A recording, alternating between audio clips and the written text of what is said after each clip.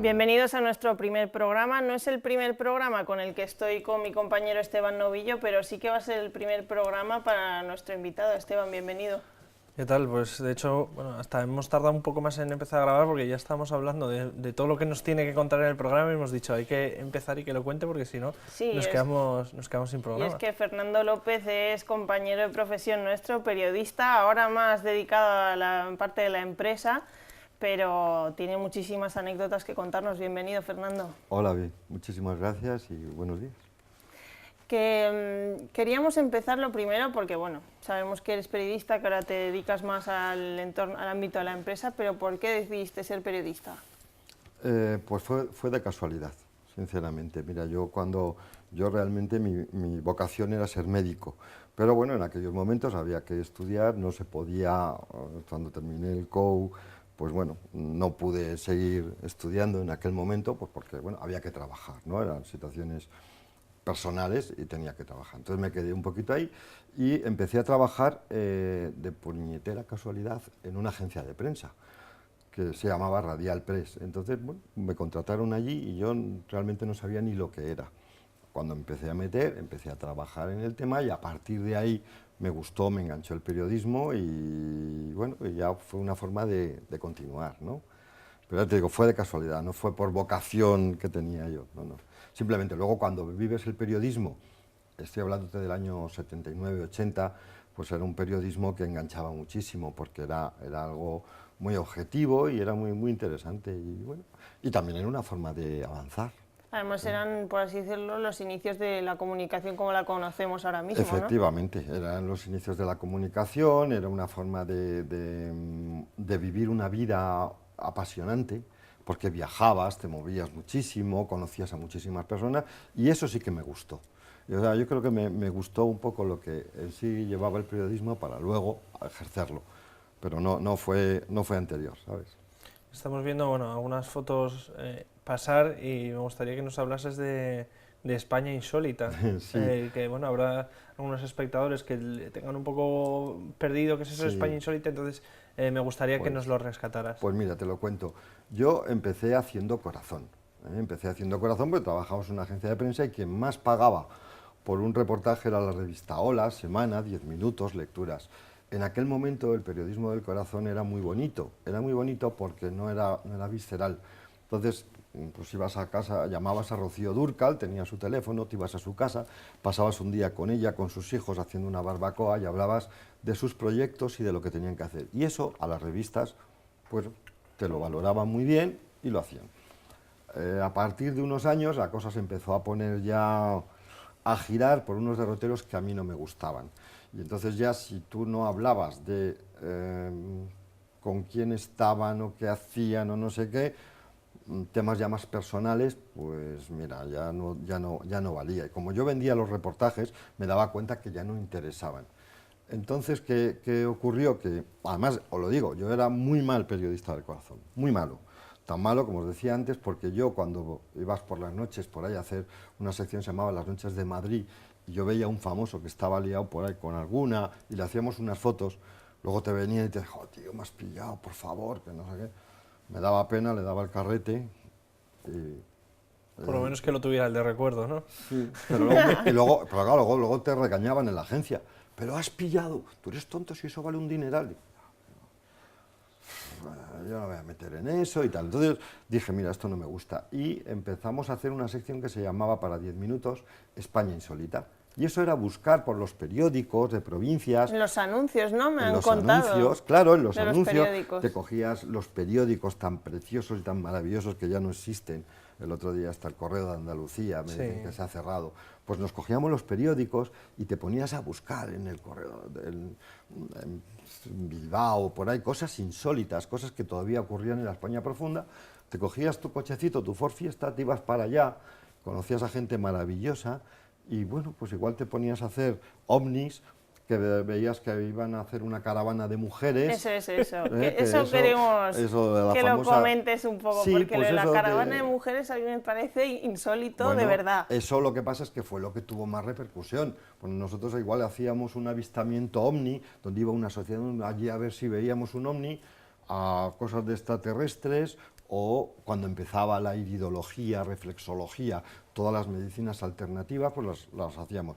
¿Qué pasó? Que de repente pusieron unos señores allí, vieron una película, Caravana de Mujeres, estaban en un pueblo que se llamaba Plan, y pusieron 5 duros cada uno de entonces para poner un anuncio, que es ese que se está viendo por ahí, y era porque querían traer mujeres, porque no había mujeres. Bueno, pues salió el reportaje en 10 minutos, uno de mis grandes maestros, que fue Javier Osborne, me dijo, era el director, bueno, venga, a esto le damos una paginita. Cuando vinimos con el reportaje, las caras de cada uno, lo que buscaban y tal, pues de repente empezó a tener aquello una repercusión y se hizo una bola enorme, ¿no? Y bueno, pues bueno, sí, la verdad es que te gustaba mucho ver que esas cosas, pues al final vinieron televisiones alemanas, televisiones de Estados Unidos, venían de todos los sitios a verlo y dice, bueno, pues hemos encontrado ahí un filoncete. Y no sé si tienes constancia, bueno, de esa caravana de mujeres que luego llegase a buen puerto, en el sentido de decir, bueno, que haya Hombre, se casaron, parejas, claro, matrimonios que todavía siguen, que me parece lo más llamativo. Y sí, claro, todavía siguen. Mariano y María Ángeles, yo creo que siguen todavía casados después de muchísimos años. Se han cumplido los 33 años, me parece, esto fue en el año 85. 83, bueno, se me va un poco, no sé si fue el 83 o 85, ¿no? Y bueno, pues sí, y luego se hizo otras caravanas y todavía hoy existe una página web que se llama caravanasdemujeres.com, que hay gente por ahí que la sigue haciendo por los pueblos, que van pues, allí a echarse unos bailes y a conocer gente, bueno, pues ya está. Al final ahora también podemos ver a veces en televisión formatos que son un poco una copia de esto, ¿no? Claro, efectivamente, al final, pues bueno, siempre son semillas que se van dejando y como puede ser el de, se me está ocurriendo ahora, de Granjero busca esposa o alguno un poco... Exactamente. Ese tipo como de tipo de formato avanzado, mucho más espectacular, en tanto de que está todo como mucho más... Muy editado. Muy editado, muy tal, y esto era tan sincero como llegar a un pueblo y tú imaginar allí 10, 12 hombres que en su vida habían salido de... A ver, las carreteras en España no estaban como ahora. Para llegar a Plan tardábamos 10 horas y había que subir con hielo y nos hemos quedado incomunicados allí más de una vez. Entonces era gente que no salía y de repente que empiecen a llegar allí mujeres, las mujeres, claro, aquello fue muy divertido, la verdad. Ahora, como decíamos, te dedicas más a la empresa, pero de tu etapa Sí. como periodista, ¿qué destacarías? Porque has estado en la agencia EFE, por ejemplo. A ver, yo te cuento, por supuesto, es que yo, si hay algo que he hecho en mi vida, ha sido cambiarla muchas veces. O sea, no me gusta, yo lo dije... No eres plano, ¿no? No, yo además cuando ya me harto de algo, tengo que cambiar, en todos los planos de mi vida. O sea, eso de conformarme con lo que haya nunca me ha gustado. Entonces, la primera vez que dejé la prensa fue en el año 91. Llegaba la informática, yo no tenía ni idea de informática, y tenía un amigo que ya estudiaba informática, y dije, esto de la informática. Y bueno, dejé la prensa la primera vez y creé una empresa de informática, donde yo la gestionaba y la otra persona. Bueno, pues llegamos a trabajar con el Estado, hicimos un programa para los servicios jurídicos del Estado, trabajé con el Ministerio de Asuntos Exteriores informatizando embajadas, viajé por muchos lugares del mundo haciendo embajadas, en algo que no tenía absolutamente nada que ver. Pero bueno, lo hice así. Luego la crisis del 93, como no te pagaba el Estado y trabajábamos para el Estado, pues teníamos ya muchos empleados y la cosa se puso así. Pero bueno, pudimos salir. Y luego yo también soy máster en Administración y Dirección de Empresas, y entonces me metí en algo que me encantaba, que era la formación empresarial. Y durante unos cuantos años estuve dando clases, bueno, de hecho di clases de liderazgo, motivación, de management, marketing, finanzas, que me han gustado mucho siempre, y estuve incluso yendo a Brasil a dar clases, y eso me encantó y lo hice mucho tiempo. Y para la Comunidad de Madrid trabajé en un proyecto que era de formación de empresas, se llamaba Plan Emprendedores 2000, gente que quería montar una pequeña empresa y le decía a la Comunidad de Madrid, antes de darte una subvención, te vas a hacer un curso de finanzas, claro, tal, te vas a formar. Y yo era tutor de unas de esas clases y eso pues me entusiasmaba y todavía hay empresas en Madrid que salieron de aquellos proyectos y siguieron, y me gustó mucho. En el año 2000 me llaman otra vez de la agencia EFE y, hombre, la agencia EFE siempre Además, os voy a contar una pequeña anécdota, ¿no? Sí. Yo os he dicho que yo empecé trabajando en una pequeñísima agencia de prensa, de lo menos que había. Y le hice una promesa a mi madre. Cuando llegué a casa, digo, pues mamá, es una agencia de prensa, ¿qué tal? Bueno, fue por ella por quien entré además. Y le dije, bueno, pues mira, porque ya tenía la pena de que yo quería estudiar medicina y no podía haber sido. Y le dije a mi madre, digo, te prometo una cosa, mamá, he empezado de lo más bajo en una agencia pequeña, pero quiero llegar a lo más alto de la mejor agencia. Bueno, entonces cuando me llaman de la agencia F, es la más grande. Claro. Y dije, hombre, pues claro que sí, como voy a entrar en un sitio así, fue una gran oportunidad. Entré de comercial, llevando un poco el tema de los periódicos y todo eso, y bueno, y me fui como director de ventas para España y Europa. Bueno, o sea, que cumpliste un sueño. Cumplí un sueño, ¿no? Y de hecho mi madre y la todavía tiene promesa el nombramiento, lo tiene mi madre puesto en su... ¿Sí? Ahí, sí, ¿Lo el tiene nombramiento marcado lo en su tiene casa? marcado en su casa, ¿no? Porque fue algo que le prometí y que conseguí. Y luego ya pues también pasó lo mismo, llegaron la crisis, llegó el tema de los periódicos, cómo caían todos y tal. Hubo un cambio de gobierno y bueno, pues por la H o por B, por cosas ya un poco más personales, pues dije, pues tengo que volver a cambiar de vida. Claro. Y la volví a cambiar. Y ahora has vuelto a la empresa. Y ahora he vuelto a la empresa, ahora tengo una pequeña empresa, hacemos también consultoría, estoy haciendo unos temas para la Comunidad de Madrid también de consultoría de empresas pequeñas o de comercio, pero bueno, no dejo el periodismo nunca de lado. Lo que pasa es que el periodismo de ahora, pues es que no es lo mismo. Os comentaba antes así en off que yo cuando estábamos en la agencia F venía algo que era el periodismo ciudadano. Y entonces te decían que eso no podía tener, claro, F tiene los mejores periodistas y gente maravillosa, y te decían que el periodismo tenía que seguir siendo el periodismo. Y efectivamente, el periodismo, siempre tiene que haber un periodista, pero una cosa es el periodista que llega a la noticia cuando ya ha pasado y la puede contar y muy bien, y otra cosa es cuando está ocurriendo. ¿Y dónde están ahora los periodistas? En cualquiera de nosotros que vamos con un móvil. Y cuando vemos un informativo, ¿qué estamos viendo? Estamos viendo cómo el Spiderman de Francia salva a un niño porque se sube, y eso lo está grabando un señor. Cuando vemos una riada, cuando vemos un incendio, todo eso es periodismo ciudadano. Ahí no llegaban los medios. Y siguen sin llegar, claro. Y siguen sin llegar. Y entonces el periodismo ciudadano era muy interesante. Y yo, con el anterior presidente, con Alex Grigelmo, que era una persona creo maravillosa, que vivía el periodismo perfectamente y sabía muy bien, pues estábamos pensando hacer una plataforma y tal. Todo eso se cayó y dije, bueno, pues si yo quería hacer este proyecto y no sale, pues me voy a hacer otro. Claro, y ya está. Lo suyo es ir pasando etapas y mantengo el contacto con el periodismo a través de la Peña Periodística Primera Plana, que conocéis. De la que fuiste presidente, además. De la que fui presidente, y bueno, pues, ¿por qué? Pues mira, porque es un reducto de periodistas que han sido muchos maestros míos, José María de Juana, Javier de Montini, podría daros un montón de nombres, gente que conoce este mundo como Miquel Barça, que conocen perfectamente y sobre todo que tienen unos valores que sí que están muy de acorde o muy de acuerdo con lo que yo pienso del periodismo, ¿no? Gente que ha vivido el periodismo desde la objetividad, no desde la subjetividad, y lo han ejercido libremente y han creído en ello. Bueno, pues todavía nos juntamos, este grupo de gente, todos los martes comemos, nos lo pasamos muy bien, llevamos a un personaje, y bueno, y vamos cambiando, y es como donde te sigues agarrando al periodismo. Y también celebráis los premios Naranja y Limón, que son muy famosos. Son muy famosos los premios Naranja y Limón, ahí estamos, y bueno, a José Ramón Pardo, que también le conocéis. Sí, pues es compañero de esta cadena también. Claro, son gente que son para mí maestros, han sido maestros, siempre me he fijado un poco en ellos, y porque pensamos lo mismo, y seguimos pensando lo mismo. Y cuando viene un famoso a comer, nunca le preguntamos con quién está liado, o si es verdad que está, nos da exactamente igual. Queremos saber de su vida y tal, y ese es en el periodismo que nos gusta.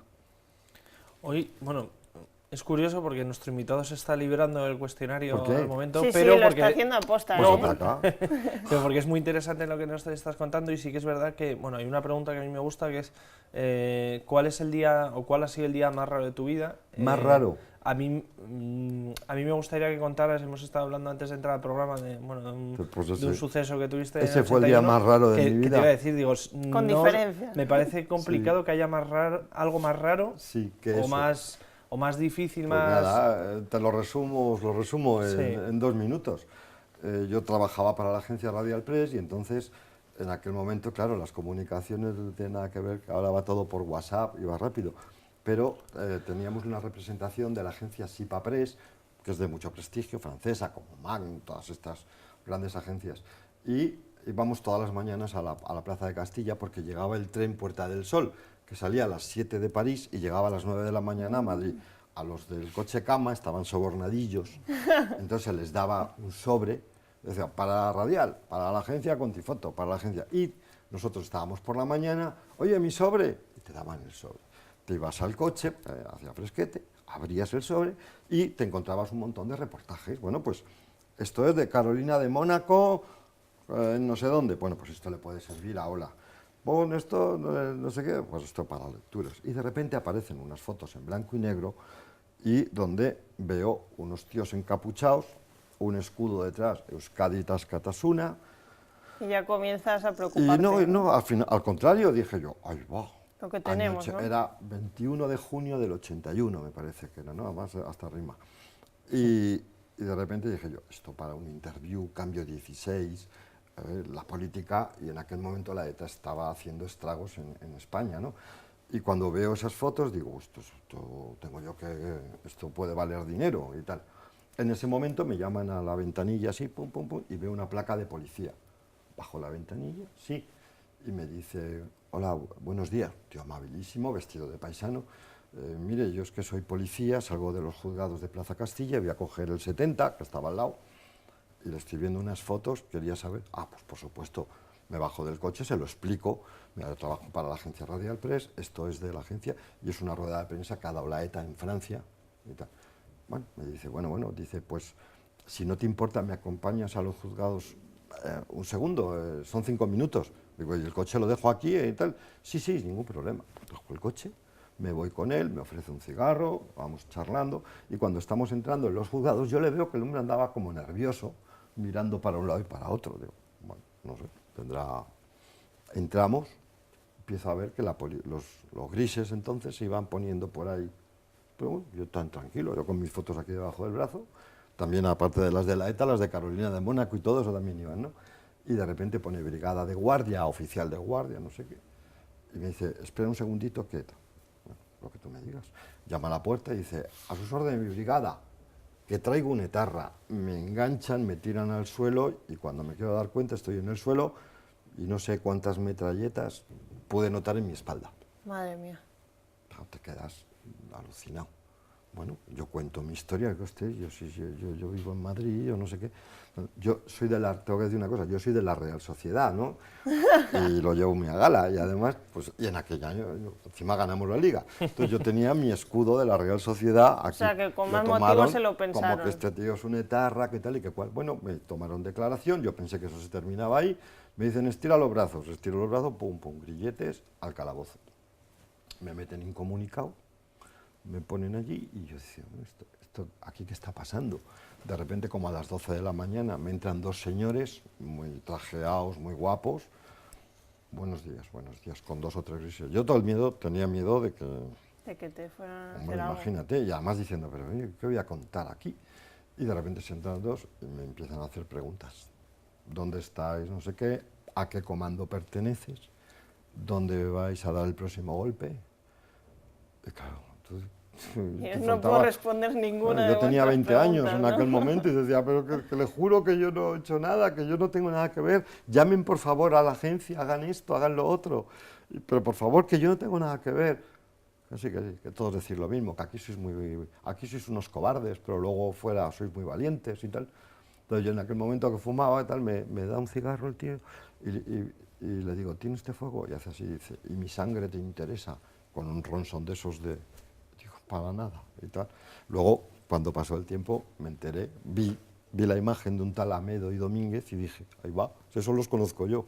Que fueron justo los que te detuvieron, ¿no? Como los que me tuvieron, que luego fueron los que estuvieron implicados, que en el caso de la Saizabala, que los mataron, bueno, una movida de estas, ¿no? En el caso, lógicamente, pues eso, luego me llevaron a la dirección general y de ahí me sacaron y ya está, ahí ha quedado. Pero desde entonces se me ha quedado mucho miedo a eso de que te puedan detener por algo que tú no has hecho y te puedan condenar a 30 años de cárcel, yo qué sé. Y más Se aún te queda... cuando lo que tú estás haciendo precisamente es una labor para dar, Claro, bueno, comunicar sí, sí, que está pasando claro. eso, ¿no? De hecho, me soltaron a las 5 de la tarde, ya había salido en el parte de Radio Nacional, que habían detenido un etarra en Madrid, me soltaron, me fui a la agencia y de ahí me fui a la revista Gaceta Ilustrada, que estaba entonces de director un buen amigo, Ángel Gómez Escorial, y le vendí las fotos. Le vendí las fotos y el texto era mi historia, que todavía lo debo guardar en casa o de tener mi madre, la historia de lo que me había ocurrido. Hombre, pues son momentos que se pasa mal, ¿entiendes? O sea, que siempre digo que el periodismo te da momentos maravillosos, pero también te da algún susto. Cuando te metes en estos líos, te da algún susto. ¿Y qué susto? Por eso digo, es un susto. Por eso digo, el día más así, pues bueno, quizá ese puede haber sido. Sí. Bueno, y cuéntanos, porque seguro que tienes muchas anécdotas, bueno, pues igual que esta, que bueno, es una anécdota, digamos, más negativa, es un capítulo quizá más negativo, pero cuéntanos, bueno, alguna de las anécdotas que nos puedas contar de reportajes o quizá igual que el tema del corazón que les dabas el carrete con las fotos, bueno, alguna cosa que te haya podido pasar. Hombre, lo que os he contado de Plan fue muy interesante y luego, pues, no sé, esa cantidad de... mira, por ejemplo, una cosa que me llamó mucho la atención, porque además yo creo que es la única vez que casi pierdo los nervios, ¿no? Y le arreo a uno, casi le arreo a uno. Y la verdad es que estoy arrepentido de no haberle arreado. Hablaban de unas apariciones marianas en Alcira, en Valencia, que se aparecía la Virgen. Estamos hablando del año 84, 85, que se aparece la Virgen y tal. Bueno, pues de esto que me lo encarga 10 minutos, que vamos a cubrirlo, vamos a ver qué hay ahí y tal y cual.